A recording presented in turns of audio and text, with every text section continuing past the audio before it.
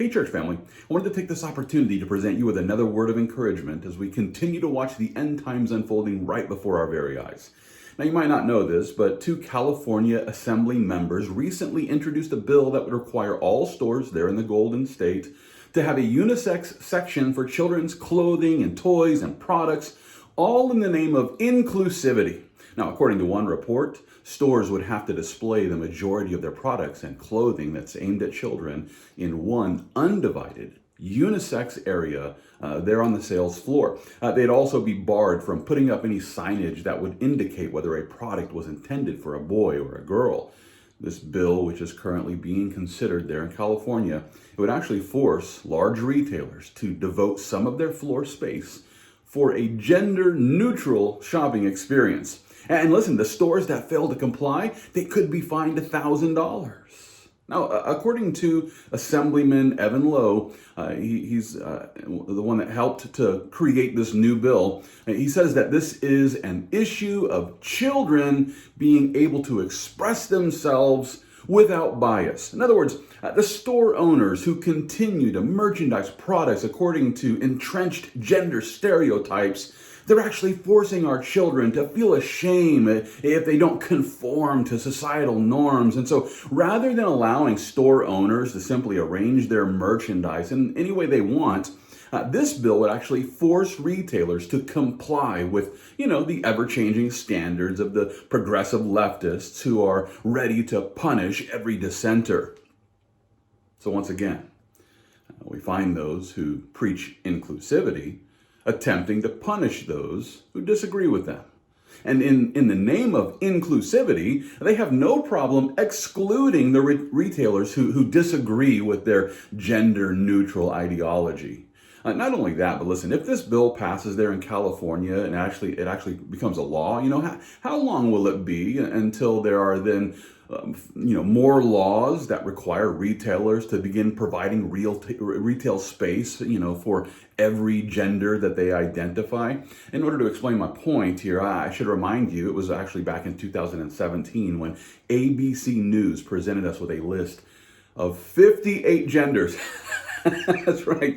ABC News. They presented us with a list of 58 genders. This list, which has no basis in science, it includes agender, bigender, gender fluid, gender non-conforming, gender questioning, gender variant, gender queer, pangender, transgender, two-spirit, and the list just goes on and on and on.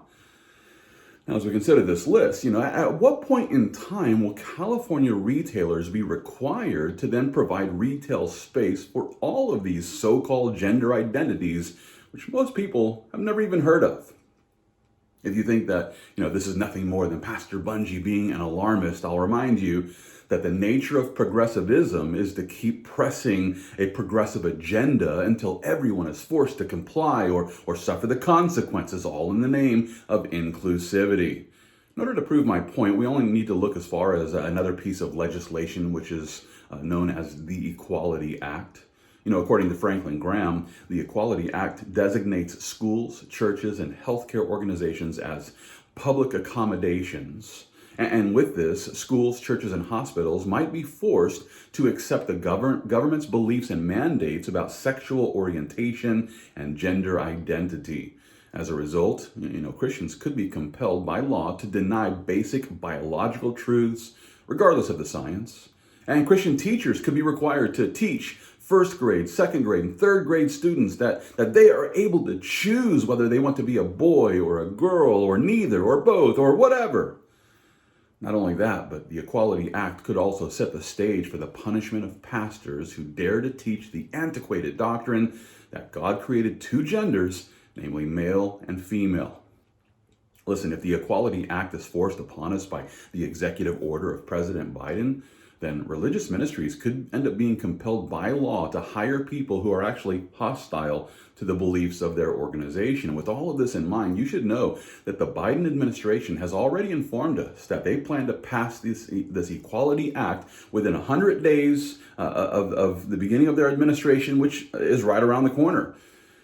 Well, the name of this act, it promises equality, Well, I have a hard time believing that the Equality Act will actually establish the equality that it promises, because the Equality Act will punish those who disagree with the belief that a person's gender has nothing to do with their biological sex. Now, listen, those who want to believe that there are 58 genders, you have the freedom to believe it. You've been given that right and that freedom to believe this.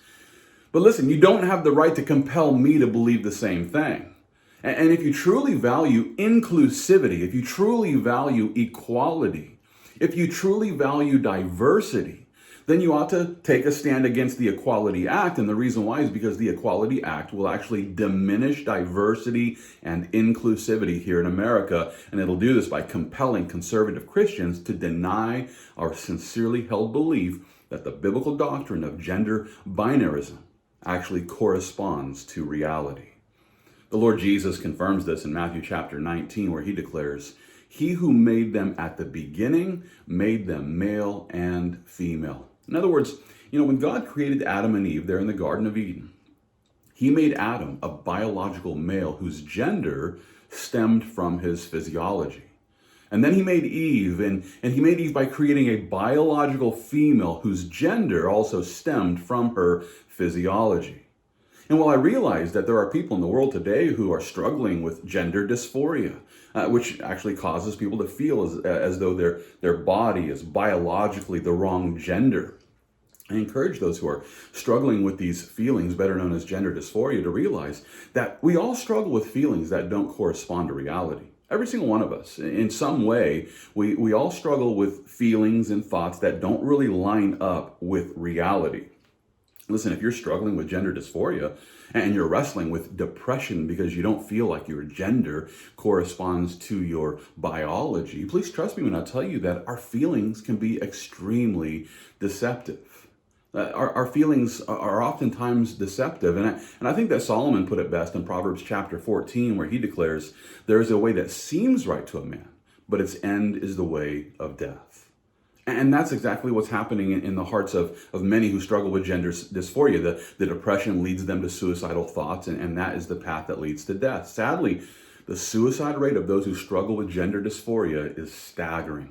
According to one report, 32 to 50% of those who struggle with gender dysphoria actually attempt suicide. And while there are those who insist that the solution is to suffer through the painful process of a sex reassignment surgery, the research actually reveals that the suicide rate of those who have undergone sex reassignment surgery, the suicide rate rose 20 times that of comparable peers.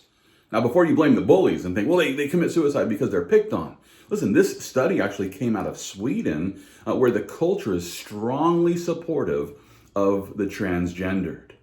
And yet, the suicide rate still rose after the sex reassignment surgery. And with all that being the case, we must realize that the progressive politicians who are pushing for these new inclusive policies, they won't actually achieve the tolerant utopia that they're trying to establish, where everyone feels comfortable in their own fallen flesh. No, instead, they will only continue to criminalize Christianity while simultaneously failing to provide those who are suffering from gender dysphoria with the actual help that they desperately need to overcome their depression.